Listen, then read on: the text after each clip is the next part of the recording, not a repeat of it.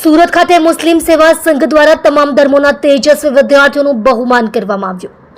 તારીખ 15/6/2025 રવિવારના રોજ સુરત ખાતે મુસ્લિમ સેવા સંઘ દ્વારા શહેરના તમામ ધર્મોના 850 થી વધુ તેજસ્વી વિદ્યાર્થીઓનું ટ્રોફી અને પ્રમાણપત્ર આપીને બહુમાન કરવામાં આવ્યું। આ પ્રસંગે મુખ્ય અતિથિઓ અનિલ બાગલે, તરુણ મિશ્રાજી, પૂર્વ મેયર સુરત કદીર પીરઝાદા, પદ્મશ્રી પુરસ્કાર વિજેતા યઝદી કરંજિયા, ગૌરક્ષા મંચના સ્થાપક ધર્મેશ ગામી, પૂર્વ ચેરમેન એપીએમસી વાંકાનેર શકીલ પીરઝાદા, ઇમ્તિયાઝ ખાન ચૌહાણ, અકરમ મિર્ઝા, જુનેદભાઈ ઓરાવાલા, અલીમભાઈ પરફેક્ટ વાલા, નરેશભાઈ ગોધાણી સહિતના સામાજિક અગ્રણીઓ ઉપસ્થિત રહ્યા હતા।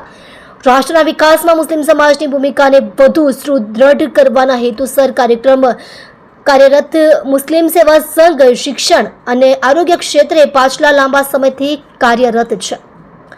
આ કાર્યક્રમમાં વિદ્યાર્થીઓને પ્રોત્સાહન આપવા માટે મોટી સંખ્યામાં વાલીઓ અને સામાજિક કાર્યકરો ઉપસ્થિત રહ્યા।